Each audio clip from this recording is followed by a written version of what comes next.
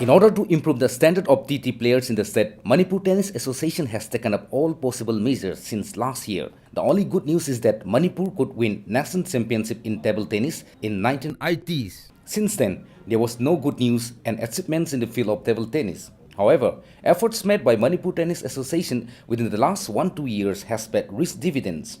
Chief coach of the North Korean youth table tennis, Kim Song-han, which was hired by the Manipur Tennis Association, has been able to bring about significant and visible changes.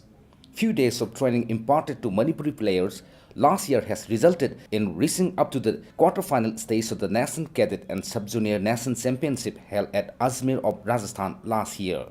Coach Kim Son-han wanted to produce world-class table tennis players by imparting various techniques in the residential coaching program currently underway. Hujim mana tai bisi akoina hana sanaram bado yamna fast oiba game sanawa aruna miss oiba gi changche yamna hele aduna mana tongan ba spin da khara rest torga hena lele chapa hena masak thokko phajaba mo puthongna ba ma kanna honari huji. This sport discipline, which has suited very much with the players of the Mongoloid race, is also very suitable and adjustable to the Manipuri players. Coach Kim Son-han further expressed his firm belief that if the players put in extra effort, then they could easily compete at the World Championship and the Olympic level. Manipur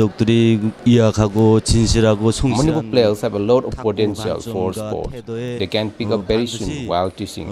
If given extra attention, they can even race at the level of Olympic.